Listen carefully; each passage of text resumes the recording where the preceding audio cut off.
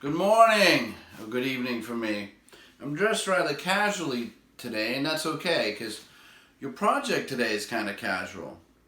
You get to draw, or paint, or color a picture, or use Google Draw, and you can draw inside if you'd like. If you use Google Draw, you can upload it like regular. If you drew a picture at home or in school or whatever we're going to do with crayons, whatever, you can take a picture of it and with your Google Chromebook, take a picture of it and upload it into the Google Classroom. So there's a couple ways you can do that, okay? If you can't do it, don't worry. But then just tell me something you'd like to draw and why. You can't just draw the picture. You have to say, I drew this scene, and explain what the scene is or was, and explain why you picked that scene. Was it very exciting? Was there a lot of good imagery? Or was it a pre-scene that you knew you could draw well? So I just want to know why you picked it and why you drew it. Or was it just an important scene?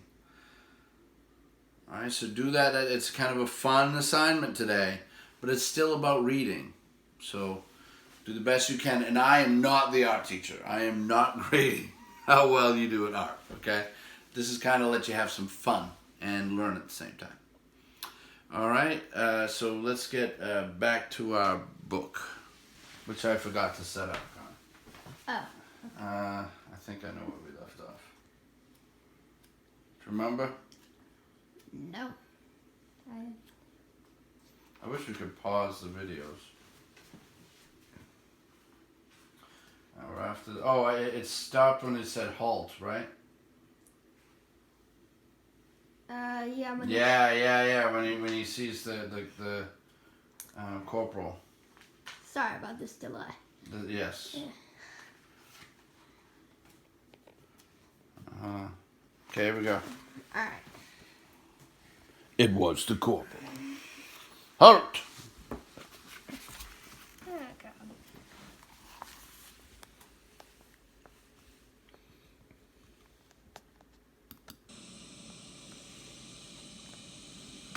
$11:35. 8 excited men circled Jonathan. Some held firebrands, some muskets. They gaped at him, pushed at him, touched him. "What are you doing here?" the corporal demanded. "What's your name? Where are you from?"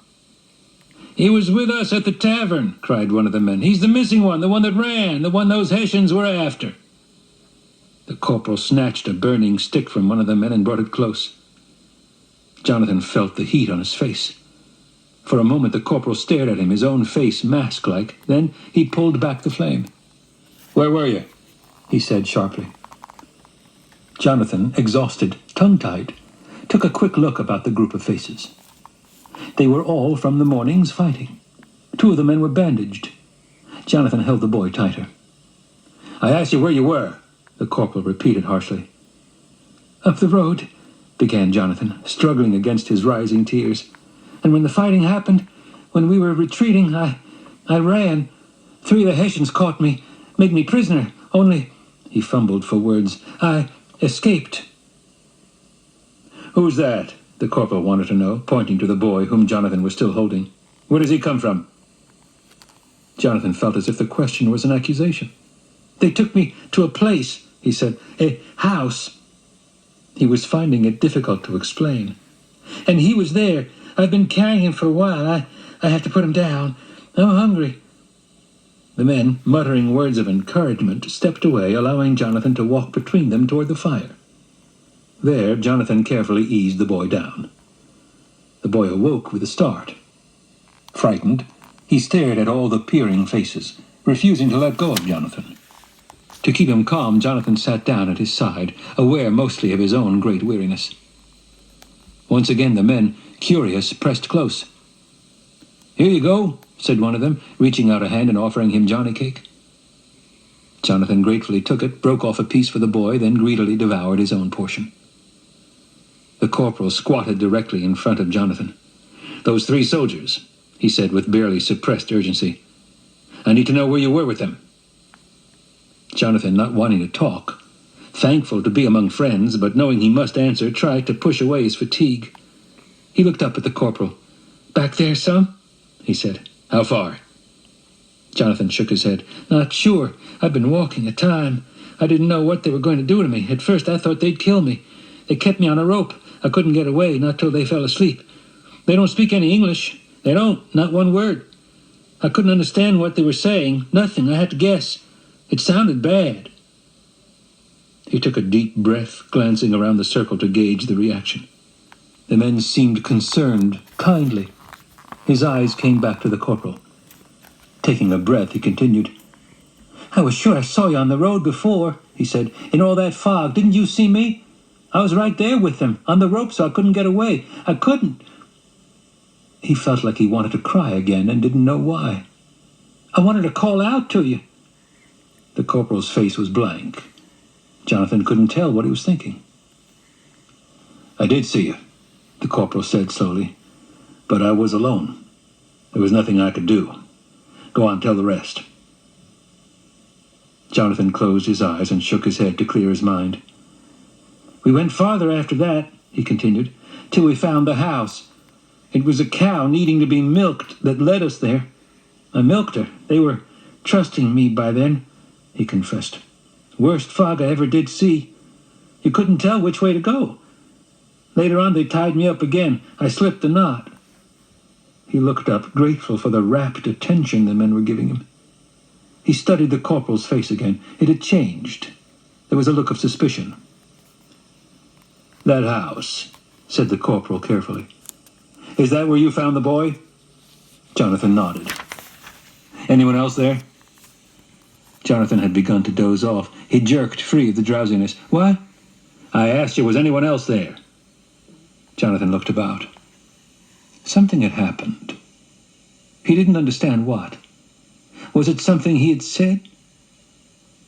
The corporal's voice had grown hard again, the questions more urgent. The man's stare made him uncomfortable. "Anyone else?" the corporal repeated. Jonathan gazed at him, slightly nodding his head. "Who?" "His parents," Jonathan said, indicating the boy. "I think it was them, dead, both of them. Killed. I found them out by a field. They'd been just left there like that," the men murmured. I thought it was the Hessians who had killed them," Jonathan went on to say. "They acted strange, not like they cared at all, not surprised, as if they knew all about it. One of them, a young one, friendly, a bit, he said a prayer, sounded like it. Maybe it wasn't, I couldn't tell."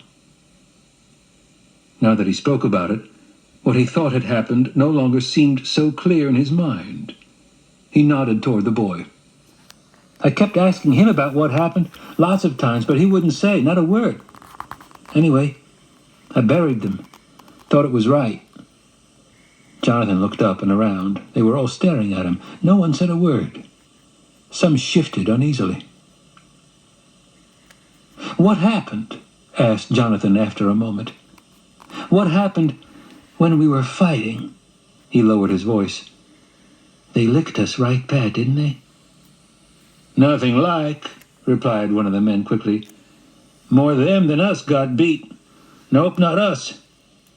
"Them?" cried Jonathan. He looked to the corporal for confirmation. "Didn't they beat us?" "We held them off," said the corporal. "Held them enough so they didn't want any more. They went back." "And faster than they came," threw in one of the men. "Saving for those 3 that went after you," added another. "Must have thought they'd won and wanted to catch themselves a prize." For a moment, Jonathan felt the swell of pride. "Think so?" he said hopefully. "Sure thing. Trade you in for a general," said one of the men. Jonathan felt his face burn. "We've been looking for them ever since they took after you," said another. "Were you looking for me too?" asked Jonathan. "Sure. Think we'd leave you, do you? Not us." "I didn't know," said Jonathan, comforted by the words. "I was sure we got beat," he said. "Not us. Them who turned scared and ran. Wouldn't be us, would it?" Guilt returned. "I ran," Jonathan said in a small voice. "Don't you worry," said one of the men. "You're here, don't you worry."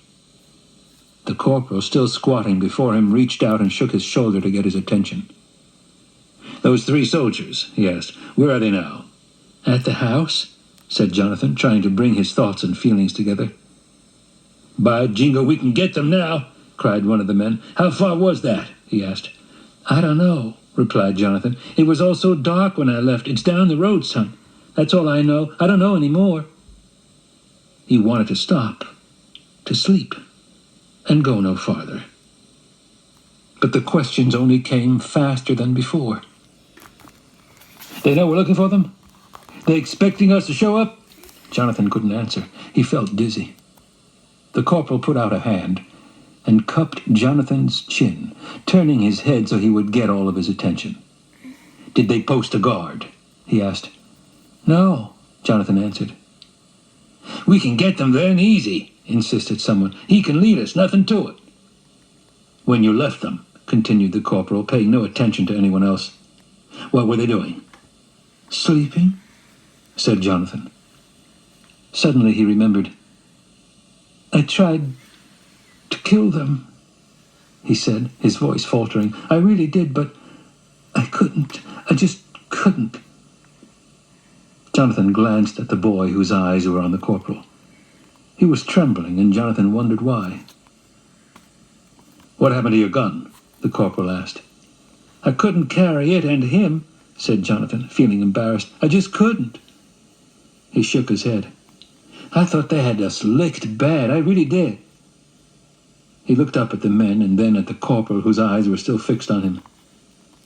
"You going to get them, the Hessians?" "You lead us and we'll do it," called a man. Jonathan shook his head. "I don't know if I can," he said. "I'm not sure the way. Before I just walked. Anyway, I'm awful tired." The corporal withdrew his hand. "Doesn't matter," he said, and stood up. "I know where they are." "You do?" said Jonathan, surprised. The corporal nodded yes. Jonathan stared at him. Something wasn't right.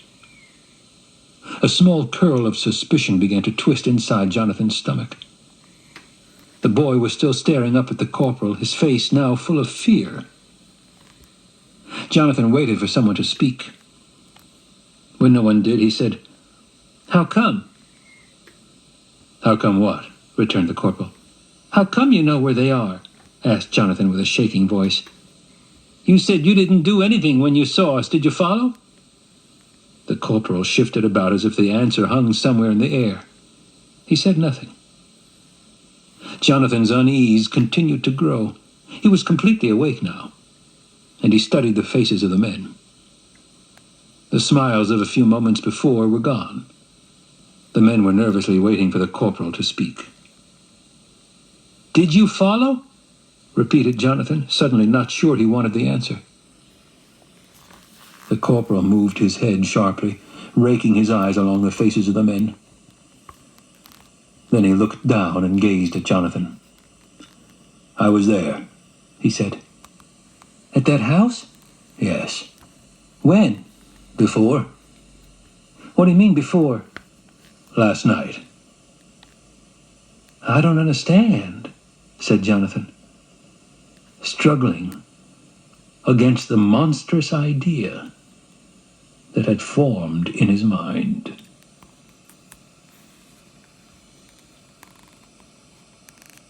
"11:50. In the silence that followed, Jonathan felt an intense, suffocating pressure in his chest. It was as if his heart and lungs had been compacted into a hard, round ball, making it difficult for him to breathe. "They were Tories," said the corporal at last, as much to the men who were gathered around as to Jonathan. "French papists, for that matter. Didn't speak a word of English. At least, that's what they claimed." "Try talking to him in French," he said, indicating the boy. "He'll give you a reply, I'd guess." But his father knew enough English to go spying for the Hessians in Trenton. That's what he was, a spy. Our Committee of Public Safety discovered it. "Gentlemen," he said, appealing to the group, "what do you do when you discover a deadly snake?" You destroy it, don't you? No one said a word. The little fire danced. Beyond, the trees stirred. There was an older boy there, too, continued the corporal. He got away. He must have reached the Hessian garrison and informed them. As I told you, gentlemen, this morning, it was probably he who brought the Hessians out today, seeking some sort of revenge. He turned to face the men squarely. You all knew that. What was done was an act of war. An enemy in civilian dress is a spy. Spies, when found, are executed. But my Snyderville committee friends didn't wish to see things through, the corporal continued. It took others, brave men, yourselves. As if suddenly remembering Jonathan, he swung about to look at him. Does that answer your question? He asked. What's the difference? Cut in one of the men. We can get those 3 Hessians now while they're sleeping, just 3 of them. We've got all of us, don't we? Easy. Jonathan struggled to his feet, then bent hurriedly to pick up the boy. I want to go home, he was just able to whisper. The corporal looked him over. We're going to finish this first, he said. And you're going to help. You're needed.